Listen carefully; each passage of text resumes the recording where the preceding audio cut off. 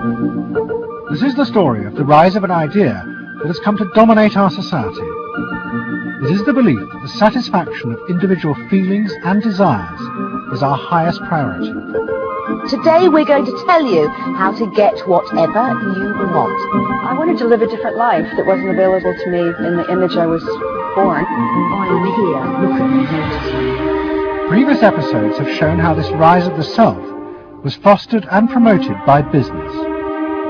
They had used the ideas of Sigmund Freud to develop techniques to read the inner desires of individuals and then fulfill them with products. This final episode is about how that idea took over politics. It tells the story of how politicians on the left, in both America and Britain, turned to these techniques to regain power. They believed that they were creating a new and better form of democracy, one that truly responded to the inner feelings of individuals. But what the politicians didn't realize was that the aim of those who had originally created these techniques had not been to liberate the people, but to develop a new way of controlling them in an age of mass democracy.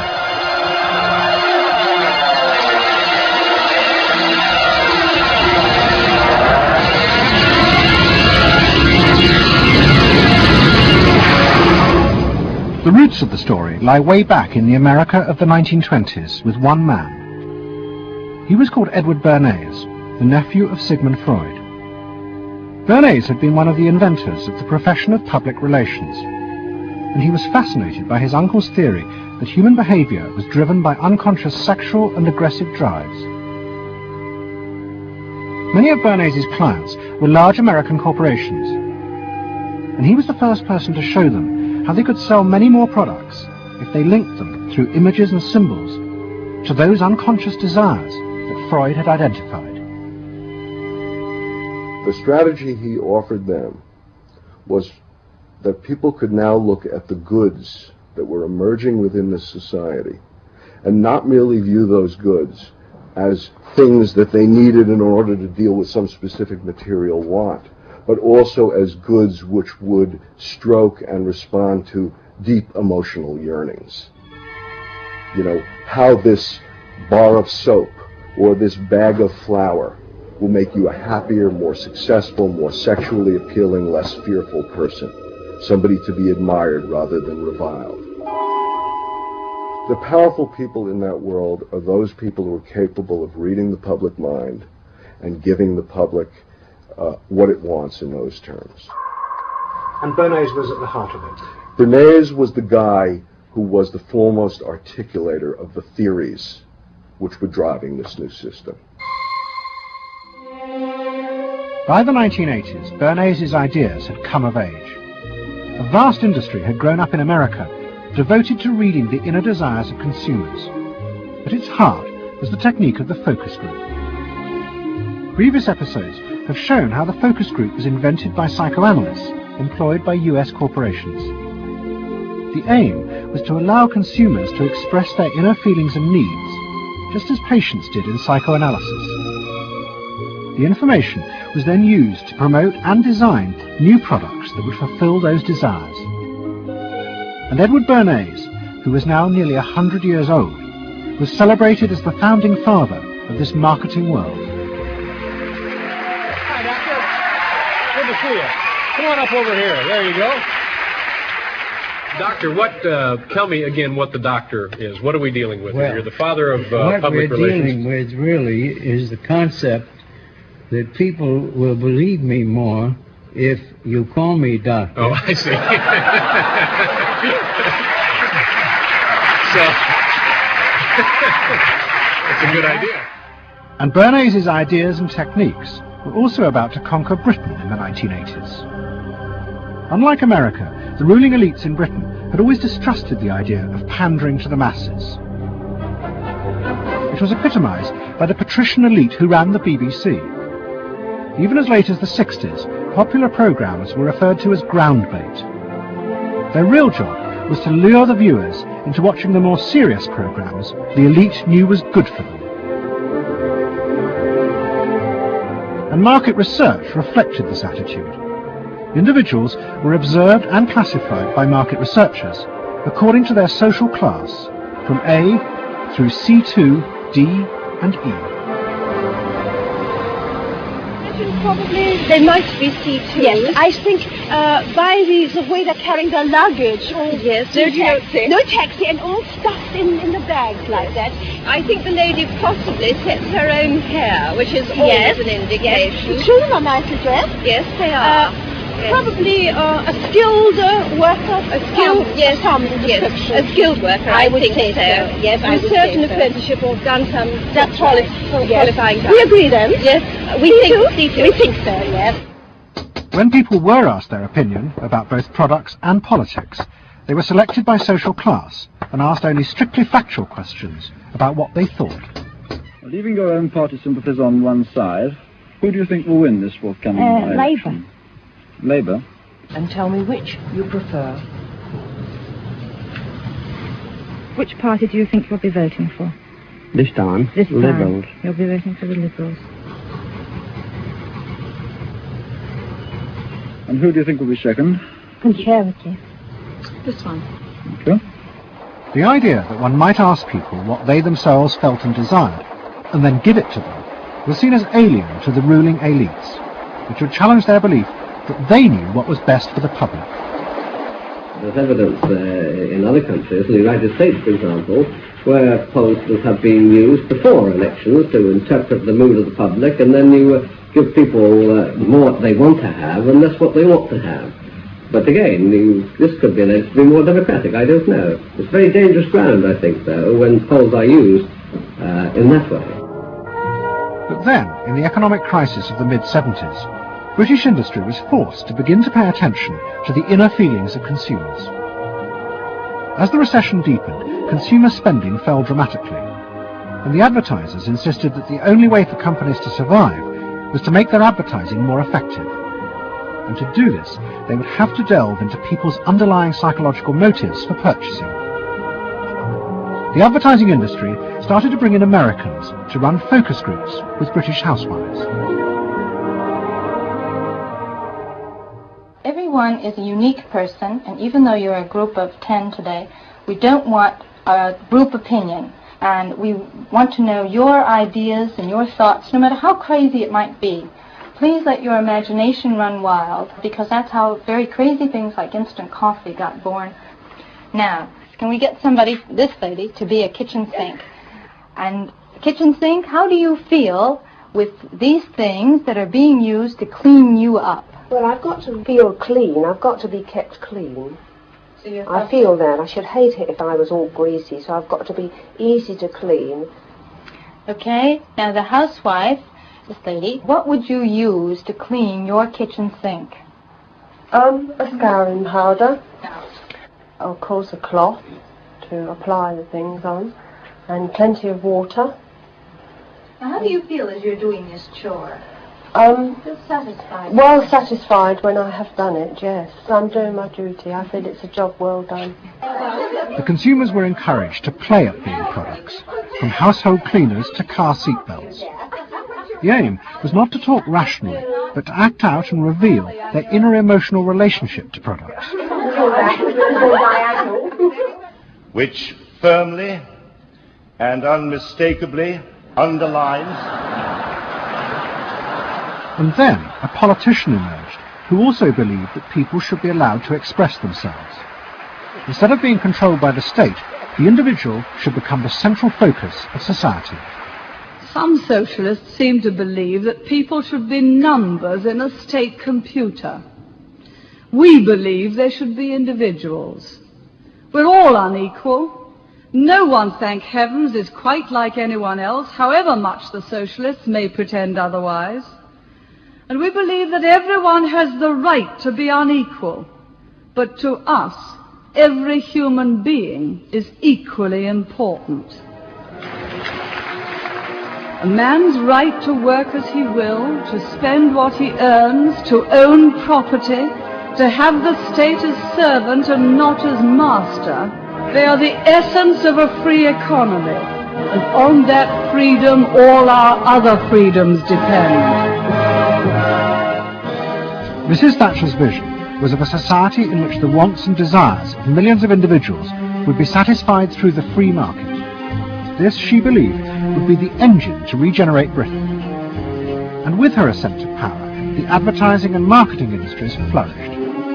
Their task was to find out what the British people really wanted and then sell it to them. In this new climate, the focus group flourished, and those who ran them borrowed from the techniques of psychotherapy to delve ever deeper into people's feelings about products.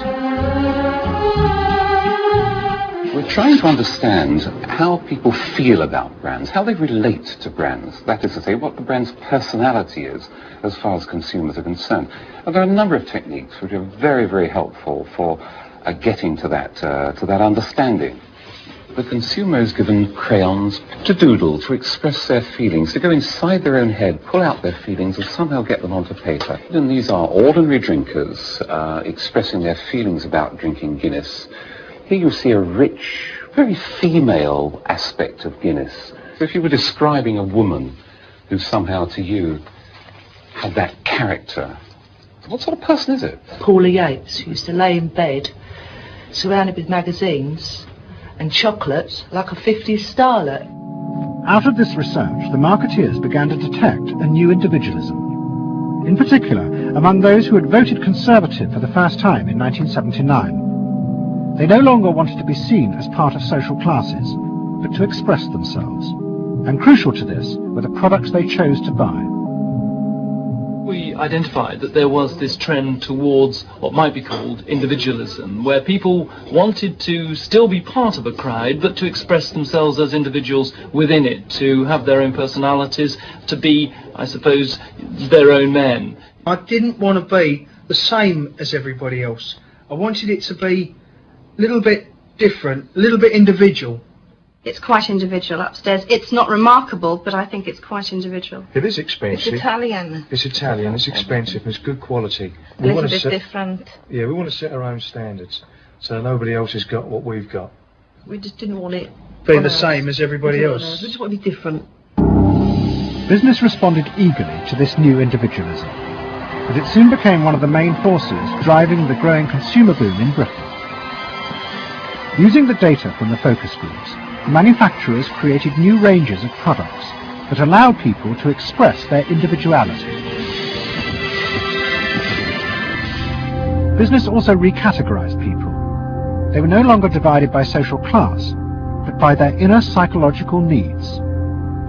If the primary need is security and belonging, we call the groups mainstreamers. If it's status and the esteem of others, then it's aspirers. If it's control, it's succeeders, and if it's self-esteem, it's reformers. And this new marketing culture began to take over the institutions previously dominated by a patrician elite, in particular the world of journalism. The assault was led by the profession of public relations. In the past, PR had been seen as seedy and corrupt, but now it became a glamorous business, promoting products and celebrities. And one of the rising stars was another member of the Freud family, Matthew Freud, the son of the Liberal MP Clement.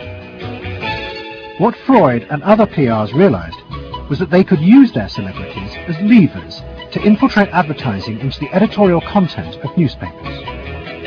The newspapers were offered exclusive interviews with celebrities, but only if they also agreed to mention products made by Freud's corporate clients, in terms dictated by the company.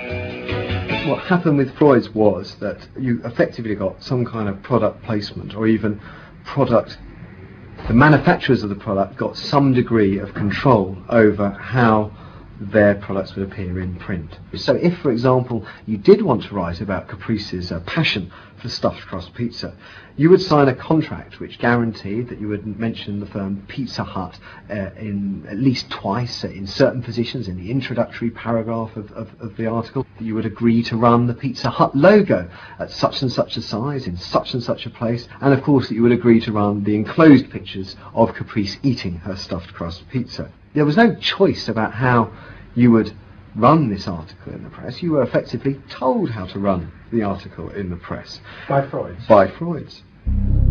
It's a rise of the corporate culture and the rise of business. To traditional journalists, this infiltration of advertising into the editorial pages was a corruption of their profession. But to Mrs. Thatcher's allies, like Rupert Murdoch, who owned The Sun and The Times, it was part of a democratic revolution against an arrogant elite who had too long ignored the feelings of the masses. They hate to see someone communicating with the masses. They feel that newspapers, the written word is not for the masses. That should be left to television, or perhaps to nobody. I'm very proud of The Sun. And The Sun was not represented tonight in your film. You just took page 3, which everyone seems so fascinated with. What about page 1, page 2, every other page of the paper? It was a typical piece of slanting and elitism by the BBC, who, after all, in order to get viewers for this program, put on a very sexy episode of Star Trek, which I was watching out in the room there. Oh, I don't think they put it on to get us viewers. I think we just are lucky to They follow try to them. carry viewers into these show programs. You know how it's done. By the late 80s, Mrs. Thatcher and her allies in advertising and the media had brought the desires of the individual to the centre of society. As last week's episode showed, it was the same transformation that President Reagan had brought about in America. Both politicians had encouraged business to take over from government the role of fulfilling the needs of the people. In the process, consumers were encouraged to see the satisfaction of their desires as the overriding priority. To Thatcher and Reagan, this was a new and better form of democracy. But to their opponents in the parties of the left, they had summoned up the most selfish and greedy aspects of human nature. Ronald Reagan and Margaret Thatcher both embraced an economic philosophy that says the unit of judgment was not only the individual, but it was the individual's personal satisfaction, the individual's own unique happiness and well-being. It was, in a sense, the triumph of regarding individuals as purely emotional beings who have needs and wants and desires that need to be satisfied and can be satisfied unconsciously. It goes way back to the early part of the 20th century, to Freud, to notions of the unconscious, the assumptions that we are, in terms of our rational minds, we're little corks bobbing around on this great sea of hopes and fears and desires of which we are only dimly aware. And that the role of a marketer, the role of somebody selling something, including a politician, is to appeal to this great swamp of desire, of unconscious desire. The left believed the opposite, that the way to create a better society was not to treat people as emotional, isolated individuals, but to persuade them to realize that they had common interests with others, to help them rise above their individual feelings and fears. Let me assert my firm belief that the only thing we have to fear is fear itself. Nameless, unreasoning, unjustified terror, which paralyzes needed efforts to convert retreat into advance. This idea had flourished in America in the Depression of the 1930s. President Roosevelt, faced with the chaos caused by the Wall Street crash, encouraged Americans to join together in trades unions, to set up consumer groups, and to pay for a welfare system for those trapped in poverty. His aim was to create a collective awareness which would become a powerful weapon against the unfettered power of capitalism, which had caused the crisis. That idea had driven the Democratic Party for 50 years. But now, Roosevelt's inheritors railed vainly against the effects of the self-interest encouraged by President Reagan. There is despair, Mr. President, in the faces that you don't see. Maybe, Mr. President, if you stopped in at a shelter in Chicago and spoke to the homeless there. Maybe, Mr. President, if you asked a woman who had been denied the help she needed to feed her children because you said you needed the money for a tax break for a millionaire or for a missile we couldn't afford to use. The worst thing Ronald Reagan did was to make the denial of compassion respectable. He said, you've worked hard. You've made your money. You shouldn't have to feel guilty about refusing to throw it away on people who choose to be homeless and who choose not to work. That's what he said. He said it with an elegance and a kind of benign aspect that disguised its harshness. You think we can do anything about it? Well, why not?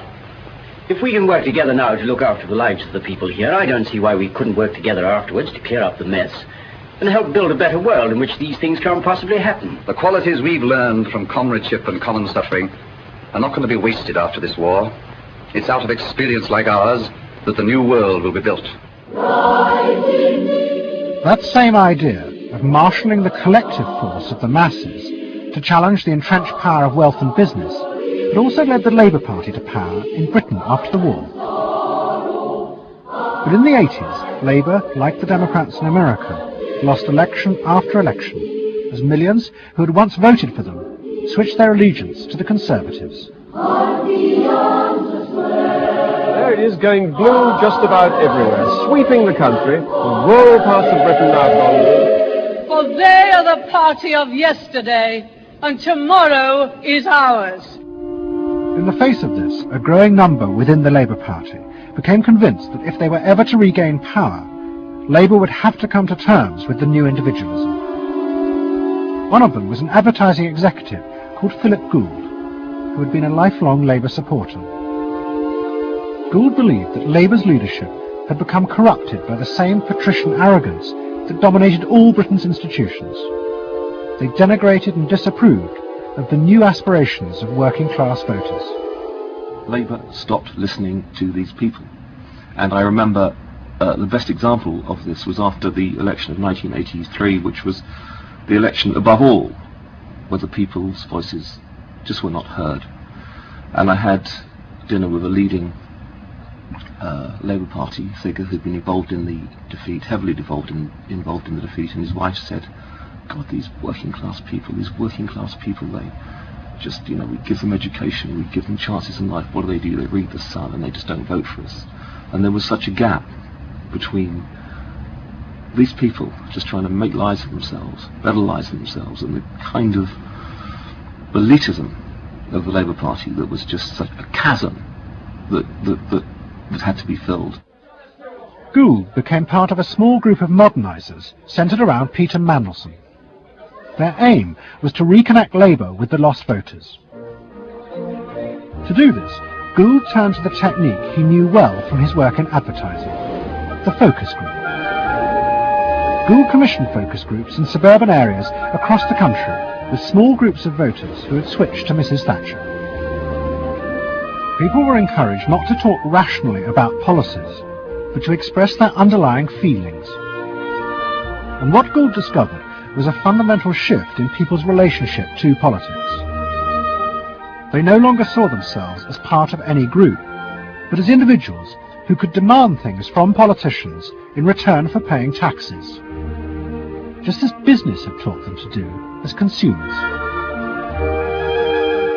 And I found that people had become consumers. People now wanted to have, politics and life on their own terms. I mean, not just in politics, but in all aspects of life too.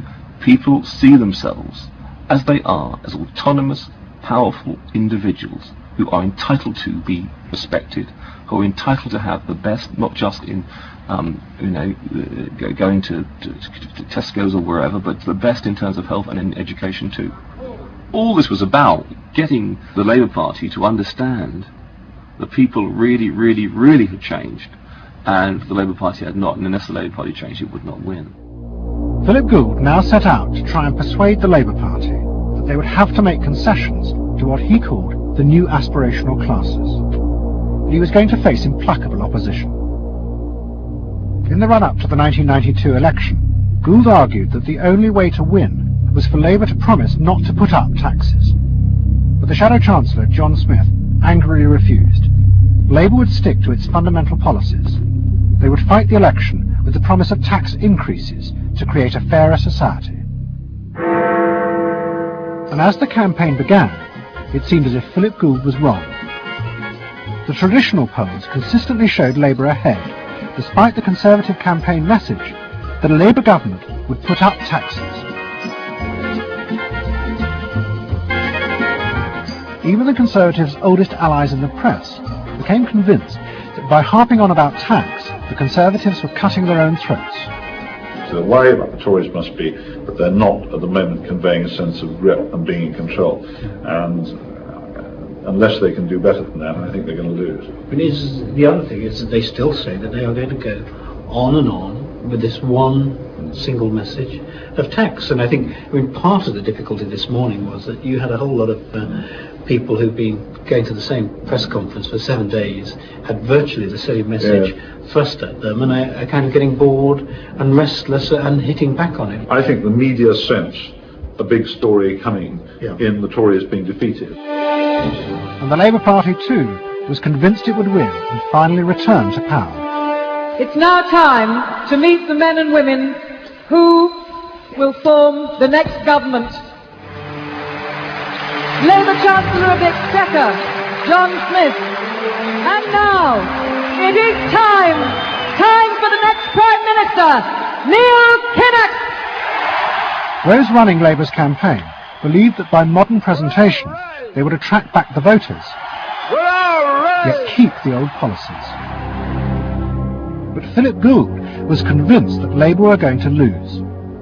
Through his focus groups, he knew that the very people who were telling the traditional pollsters they would vote Labour were in reality preparing to vote Conservative out of self-interest. But they were too embarrassed to admit it. And John Major also knew this, because his focus groups were telling him the same thing. What do you make of the poll which puts Labour 5 points ahead? I shouldn't worry about that. One to the Daily Mail. Feel out the streets that matters. What are you it's feeling good on the streets. It is feeling good on the streets, yes. It has been feeling surprisingly good on the streets for some time.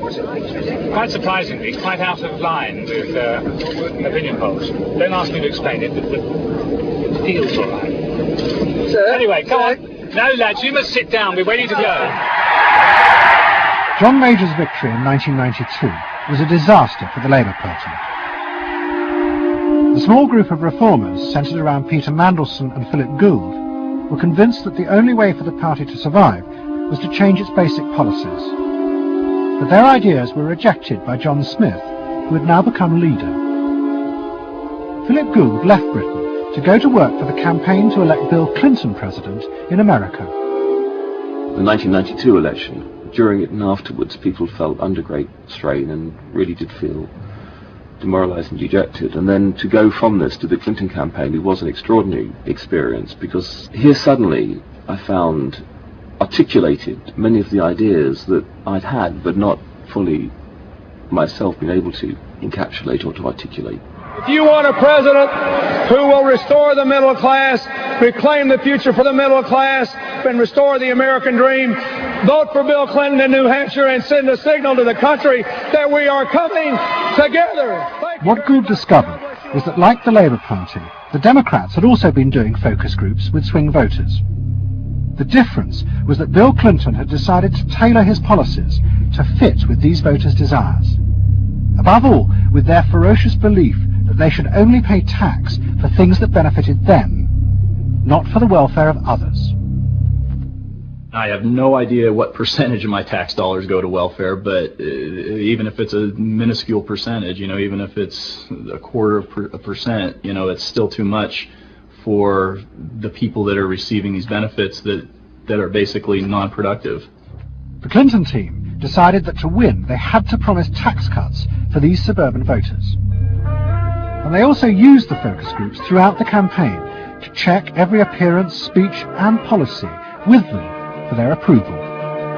What Clinton called the forgotten middle class became central figures in a new type of reactive politics.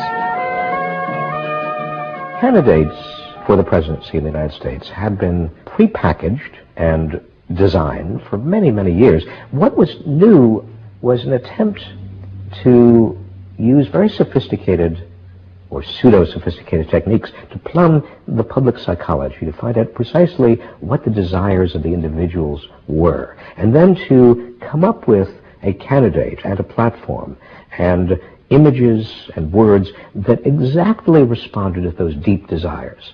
This was packaging at a new level. This was polling at an extreme. I'm not going to raise taxes on the middle class. And the middle class needs a break. Government is in the way. It's taking more of your money and giving you less in return. In the name of the hard-working Americans who make up our forgotten middle class, I proudly accept your nomination for President of the United States. Stay focused. Talk about things that matter to people. You know? It's the economy, stupid.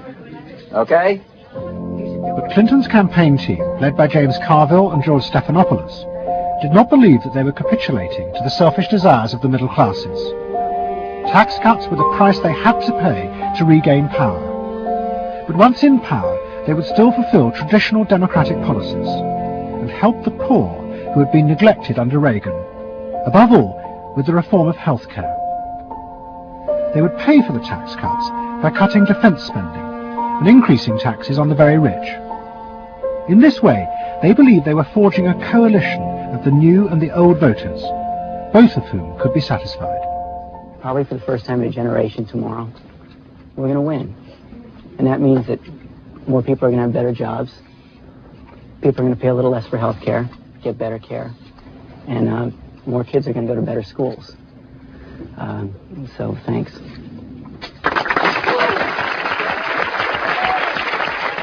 But the Democrats' optimism was to be short-lived.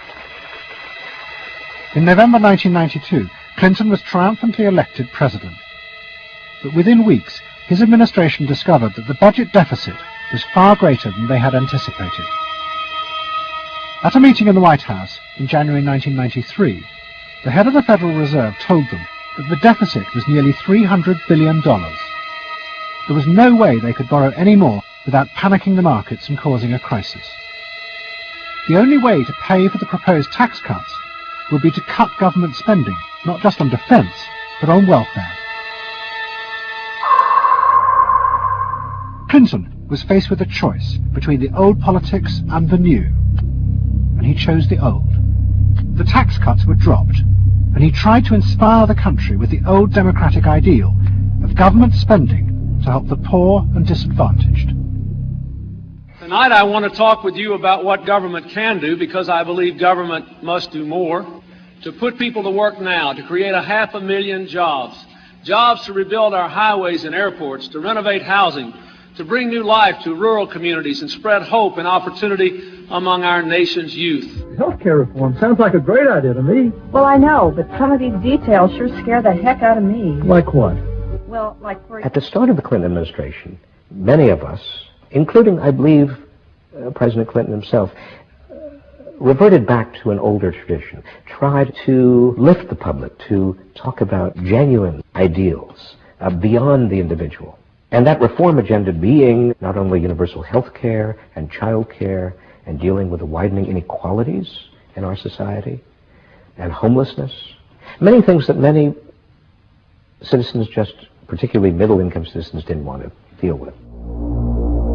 But the suburban voters who had been promised tax cuts were not inspired by Bill Clinton's vision. They felt betrayed and wanted revenge. Their opportunity came in 1994 with the congressional elections. The Republicans, led by Newt Gingrich, promised huge tax cuts and to dismantle the welfare system. The voters who had defected to Clinton switched sides yet again, and the Republicans won both houses of Congress in a landslide. Well, I think it's a tremendous vote in favor of smaller government, lower taxes, and in a sense, a renewal of the Thatcher-Reagan tradition. And I think in that sense, it's pretty decisive. It means that the welfare state is going to be less hospitable for people who are not willing to take responsibility for their own situation. No question about it. I think today is the beginning of the end of the welfare state. For Clinton, it was a disaster. Faced with a hostile Congress, there was no way for him to get his reforms through. His personal popularity plummeted, and it seemed certain he would not be re-elected in 2 years' time.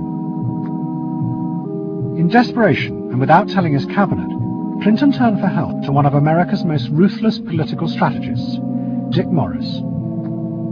What did he want you to do? Save his butt. Clinton was in serious trouble. He had lost the '94 election. He had lost control of Congress, and he hired me to come back and help save him. So he was basically asking me to perform roughly the same role as a life preserver would if you're drowning. What Morris told Clinton was that to win re-election, he would have to transform the very nature of politics. The crucial swing voters in the suburbs now thought and behaved like consumers. The only way to win them back was to forget all ideology and instead turn politics into a form of consumer business. Clinton must try to identify their personal desires and whims and then promise to fulfill them. If he followed those consumer rules, they would follow him. I said that I felt the most important thing for him to do was to bring to the political system the same consumer rules philosophy that the business community has. Because I think politics needs to be as responsive to the whims and the desires of the marketplace as business is. And it needs to be as sensitive to the bottom line, profits or votes, as a business is. I think that all of this involves really a changed view of the voters, so that instead of treating them as targets, you treat them as owners. Instead of treating them as something that you can manipulate, you treat them as something you need to learn from. And instead of feeling that you can stay in one place and you can manipulate the voters, you need to learn what they want and move yourself to accommodate it. To get inside the minds of the swing voters, Morris brought lifestyle marketing into politics for the first time. He went to one of America's most prominent market research firms called Penn & Shern and commissioned what they called a neuropersonality poll. It was a massive survey of hundreds of thousands of voters, but the only political questions it asked were to find out whether someone was a swing voter or not. All the other questions were intimate psychological ones, designed to see whether swing voters fell into identifiable psychological types. Well, we were asking people like, do you think you're the life of the party? Do you think when you see things that you like to have a list and organize them? Do you typically try to plan things ahead, or do you like to be more spontaneous? Where do you like to go? What sports do you like to play? What would you do with your spouse on a romantic weekend? So we were asking people some very personal questions about their own lives, to try to see were the kinds of people that were likely to change their vote also possessing of certain kinds of personality traits. And in fact they were. The neuropersonality poll allowed the Clinton team to segment swing voters into different lifestyle types. They were given names like pools and patios, or caps and gowns, who were urban intellectuals living in university towns.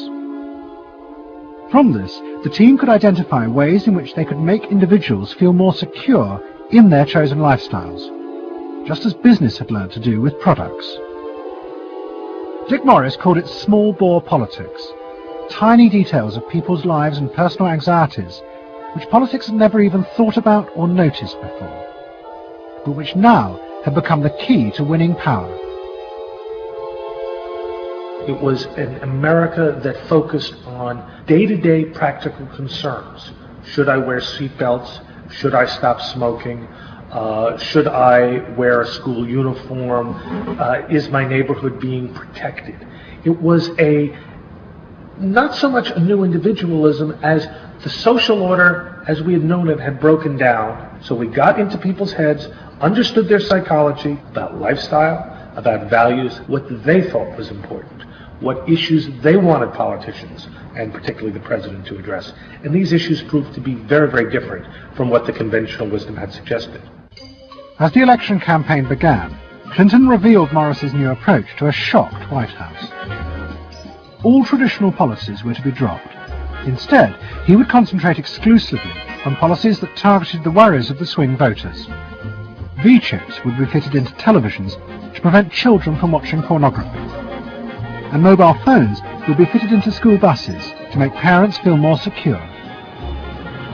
Dick Morris also persuaded the president to spend his leisure time in the same way as particular groups of swing voters. He sent Clinton on a hunting holiday, dressed in exactly the Gore-Tex outfits a group called Big Sky Families liked. The aim was to reflect swing voters' lifestyles back to them. The Liberals in Clinton's cabinet hated this approach. And I would say, well, Dick, why have a campaign? This was the 1996 campaign. If all the president is going to do is offer up these little bite-sized miniature initiatives that appeal to people's desires, like consumers, buying soap, V-chips that you could put in your televisions so you could make sure that your children did not have pornography, and school uniforms. Why talk about them? They're so mundane and they're so tiny. And he would say back, if we don't do this, we may not get reelected. And I would say, what's the point of getting reelected if you have no mandate to do anything when you're reelected? And he'd say, what's the point of having a mandate if you can't get reelected? Isn't the ultimate goal getting reelected? But Morris's new politics were an extraordinary success. Clinton's ratings among the swing voters began to soar. And Dick Morris, along with the marketeer Mark Penn, took effective charge of making White House policy. Mark Penn set up a huge call center in an office block in Denver. And every night, hundreds of telephone operators called swing voters in suburbs across the country to check with them every detail of policies that Clinton was proposing. The policy was made by a group of people manning telephones in Denver, Colorado, placing calls to voters in places like Westchester and Pasadena, and asking them what they wanted from their government, and asking them very specifically about specific policies that Bill Clinton was considering. Would you be more likely to support him if he offered this particular government service, or if he offered that one? Those people told them what they thought. Mark Penn transmitted that to Bill Clinton, and it came out of his mouth. So essentially it was suburbanite voters. Suburban voters in the 90s were creating American domestic policy, and some of its foreign policy as well. Right. Yeah, Mark Penn was polling on questions like whether we should bomb in Bosnia, things like that.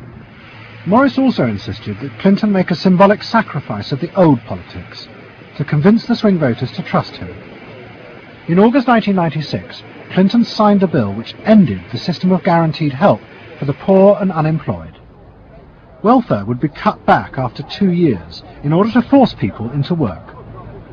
The new system was called welfare to work, and would, he said, be a hand up, not a handout. It was the effective end of the guaranteed welfare system created by President Roosevelt 60 years before.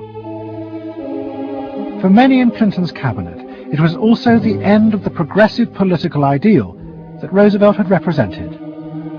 The belief that one used a position of leadership to persuade the voters to think and behave as social beings, not as self-interested individuals. Dick Morris and the pollsters had won.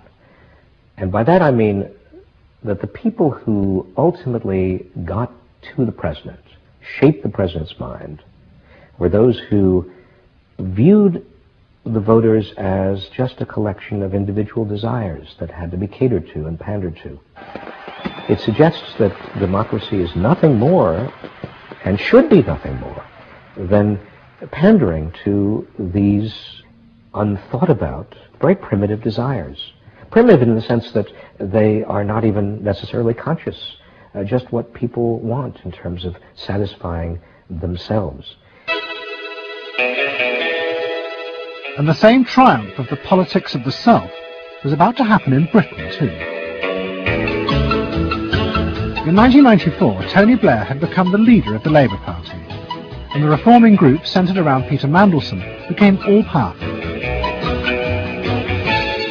Almost every night, Philip Gould ran focus groups with swing voters in the suburbs. But this time he was listened to, and the desires and the fears of the new aspirational classes became the central force shaping Labour Party policies. In that period, I was talking to people who used to vote Conservative and were considering voting Labour, and they wanted understood that they are financially pressed and that there are limits to the extent to which taxation can be improved. They think that crime is an issue that matters to them and should be respected. They You know, they want welfare to go to people who deserve welfare, not to people who do not. This was seen of by many in the Labour Party as selfish. I never saw that it was selfish. I believe that a dad or a mum doing their best for their family isn't selfish. They're just doing their best for their family, and that's what people do. A crackdown on those who make life hell in their local neighbourhoods through noise or disturbance. Law and order is a Labour issue today. Philosophy of campaigning is, let's concentrate on swing voters, let's focus group them to find out what they want and what will appeal to them, and let's just relentlessly push those themes in the election. Something is happening to you. After promising to put money in your pocket, the Conservatives are quietly taking it away. Philip Gould was crucial because he gave the raw material, if you like, for these politicians to do this kind of politics. In that when he came up with stuff, they follow it, you know, pretty much without exception. Blair himself would pore over these sort of 12-page memos and say, well, this is what we must do. We want people to earn more, to consume the good things of life. We want people to pay lower taxes. Gordon Brown says a Labour government would hold the main tax rates unchanged. The Labour government will not increase the basic rate of tax. I want to make it clear that I will not increase tax. In fact, the Labour Party does stand for middle England. Those that aspire to do better, to get on in life, and be ambitious for themselves and their families will do better with Labour. Groups of 8 people drinking wine and nibbling, you know, Cheerios, what they thought determined effectively everything that the Labour Party did. And although those running the campaign liked to portray the new approach as their invention, it was in fact copied from the Americans, even down to the phrases that the American marketeers had tested on their swing voters. Peter Mandelson and his team were in the United States watching what we did and copied almost verbatim our approach in their 1997 campaign. The benefit system should be about giving people a hand up, not just a handout. Mandelson's not a fool if he's anything. He saw something that worked, so why not do it? And I can remember reading their manifesto and saying to myself, they just took it lock, stock, and barrel. You know, on one hand you're proud, and on another hand, bitch. And as in America, Labour was forced to drop policies that would not directly benefit the swing voters, even if it meant sacrificing its fundamental principles. The commitment to public control of industry, which was enshrined as Clause 4 of the party constitution, was dropped. The aim of Clause 4 had been to use the collective power of the people to challenge the unfettered greed of business. But now, Tony Blair was faced with crucial voters who no longer saw themselves as exploited by the free market. They saw themselves as individual consumers who were fulfilled and given identity by what business delivered them. The new Clause 4 promised not to control the free market, but to let it flourish. Business is more powerful than government. It is quicker, it is more creative. Business is the lifeblood of the country. From this come all the benefits that society needs. Employment, investment. I think, frankly, there is only one party getting business right, and that's New Labour. What New Labour did, it suits people who exert power in society not through the political system, or not through the democratic political system. So it suits big business, and it suits entrenched interest, and it suits the status quo. You know, those 3 things, of course, just off the top of my head, being the things that the Labour Party is supposed to be, you know, a counterforce to. What that means is big business get to carry on exerting their power behind the scenes, getting their way, because there's no countervailing pressure. Countervailing pressure isn't going to come from, you know, 8 people sipping wine in Kettering. Here he goes, turning an awful lot of other blue seats red as well.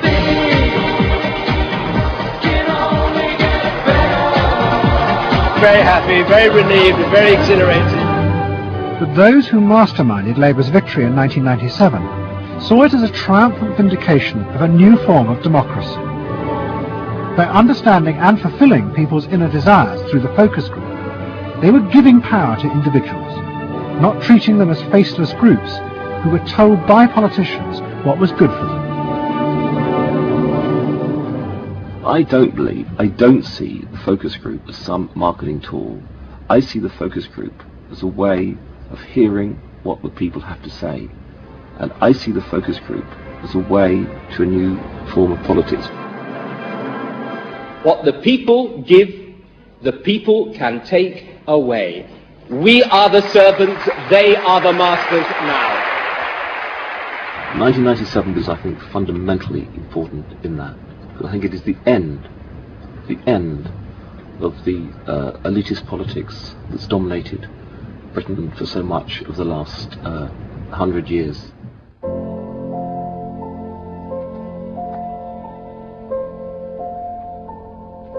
In 1939, Edward Bernays, Sigmund Freud's nephew, created a vision of a future world in which the consumer was king.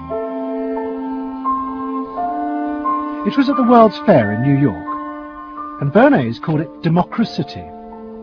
It was one of the earliest and most dramatic portrayals of a consumerist democracy, a society in which the needs and desires of individuals were read and fulfilled by business and the free market.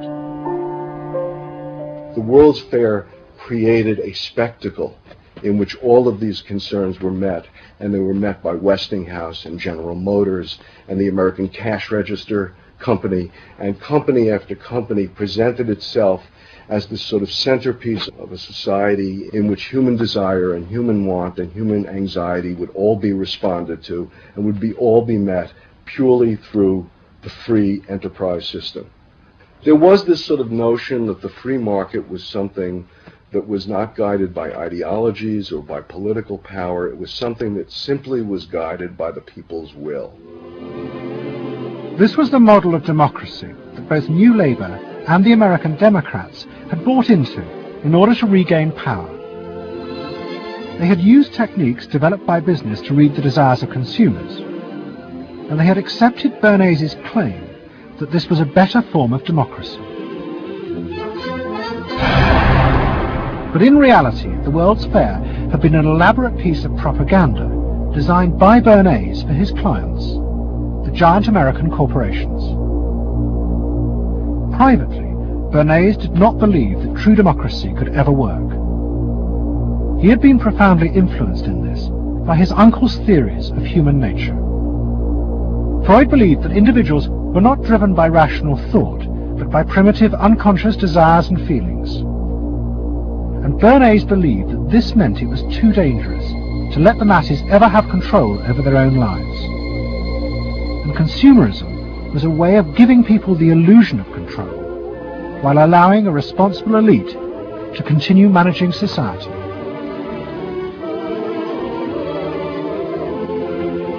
It's not that the people are in charge, but that the people's desires are in charge. The people are not in charge. The people exercise no decision-making power within this environment. So democracy is reduced from something which assumes an active citizenry to something which now increasingly is predicated on the idea of the public as passive consumers, the public as people who essentially what you're delivering them are doggy treats. The problem for New Labour was that it believed the propaganda. They took at face value the idea promoted by business that the systems invented to read the consumer's mind could form the basis for a new type of democracy. Once in power, New Labour tried to govern through a system that Philip Gould called continuous democracy. But what worked for business in designing products led the Labour government into a bewildering maze of contradictory whims and desires.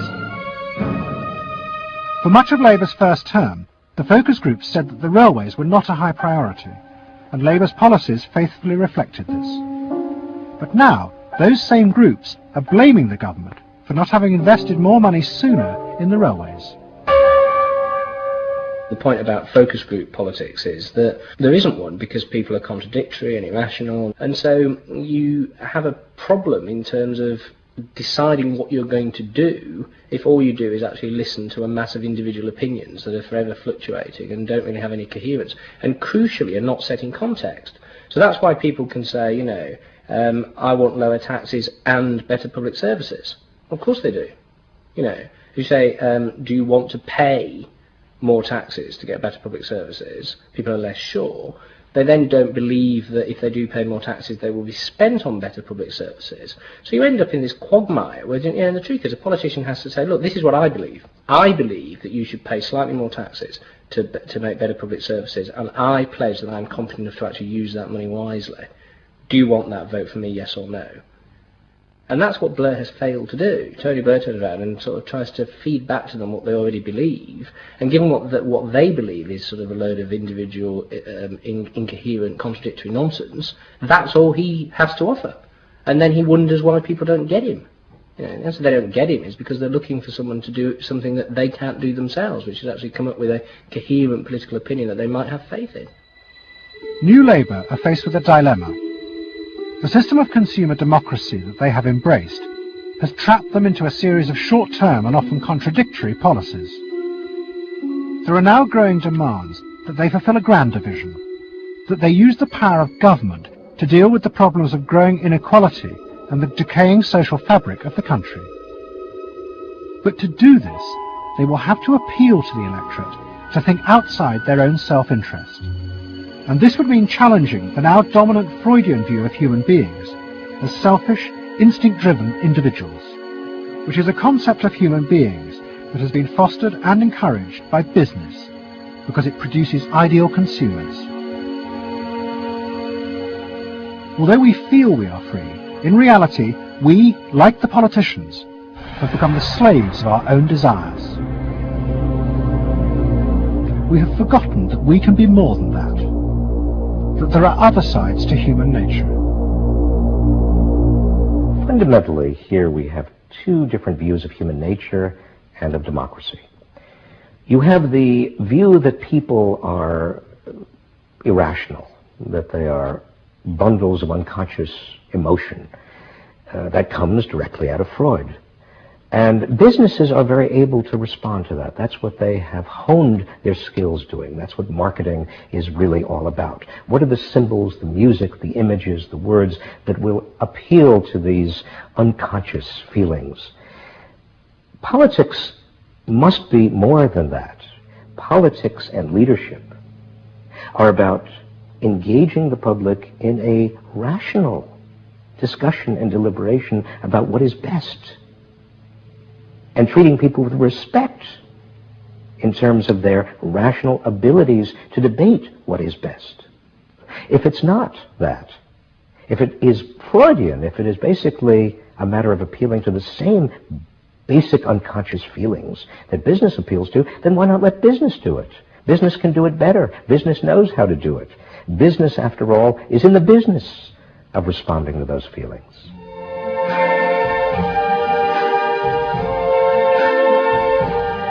I see trees of green, red roses too. I see them bloom for me and you. And I think to myself, what a wonderful world. I think to myself,